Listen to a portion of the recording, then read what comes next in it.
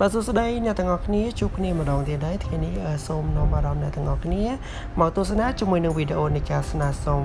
ដកប្រាក់ចេញពីគណនីអាស៊ីវាលុយទៅកាន់ធនាគារ ABA ផងដែរបាទកុំឲ្យខាតពេលវេលាយូរសូមចាប់ផ្ដើមតែម្ដងចំណុចដំបូងសូមចុចទៅកាន់ App អាស៊ីវាលុយ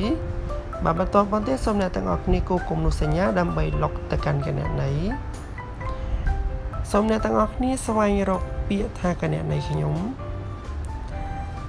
មកដល់ចំណុចនេះគឺពិតជាសំខាន់មែនទែនគឺបានន័យថាអ្នកទាំងអស់គ្នាចង់ស្នើសុំជាប្រាក់ដុល្លារឬក៏ប្រាក់ខ្មែរដោយឡែកសម្រាប់ខ្ញុំថ្ងៃនេះខ្ញុំសូមឧទាហរណ៍ទៅកាន់អ្នកទាំងអស់គ្នាជាប្រាក់ដុល្លារអញ្ចឹងខ្ញុំចុចទៅលើពាក្យថា USD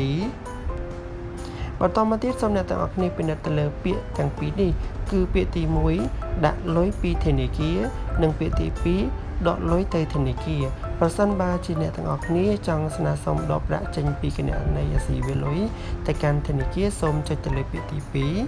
2បាទបន្តមកទៀតសូមអ្នកទាំងអស់គ្នាពិនិត្យទៅលើពាក្យថាបន្ថែមគណនីធនាគារសូមចុចទៅលើសញ្ញាបូក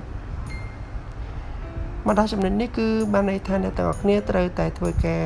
select ទៅលើ bank ដែលអ្នកទាំងអស់គ្នាចង់ដកប្រាក់ទៅដោយឧទាហរណ៍ថ្ងៃនេះគឺចំពោះធនាគារ ABA បាទបន្តមកទៀតសូមអ្នកទាំងអស់គ្នាពិនិត្យទៅលើពាក្យថាគណនីធនាគារនៅត្រង់ចំណុចនេះសូមអ្នកទាំងអស់គ្នាបំពេញជាមួយនឹងលេខគណនីធនាគារ ABA របស់អ្នកទាំងអស់គ្នា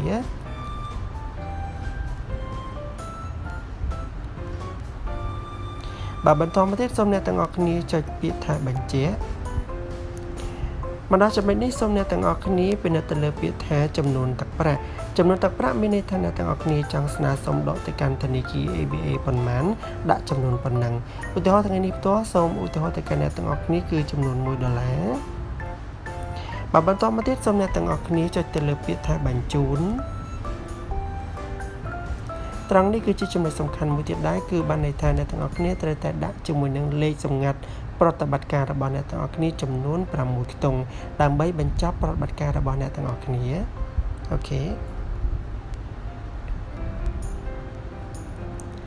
បាទមកដល់ចំណុចនេះគឺពិតជាសំខាន់មួយទៀតហើយបានន័យថាគឺជាចំណុចដែលចុងក្រោយហើយក៏បញ្ចប់ផងដែរគឺអ្នកទាំងអស់គ្នាអាចធ្វើការរងចាំយ៉ាងយូរ2 ទៅ 3 នាទីគឺទឹកប្រាក់នឹងទៅកាន់គណនីធនាគាររបស់អ្នកទាំងអស់គ្នាអូតូម៉ាទិកតែម្ដងអរគុណច្រើនមែនទែនសម្រាប់ការតាមដានទស្សនាវីដេអូមួយនេះពីដើមរហូតដល់ចប់ហើយបើសិនបើជាអ្នកទាំងអស់គ្នា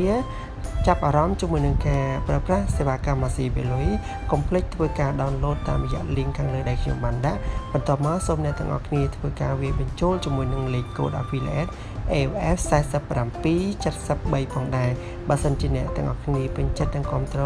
កុំភ្លេចធ្វើការចុច subscribe ទៅលើ channel YouTube របស់ខ្ញុំផងដែរបាទសូមអរគុណ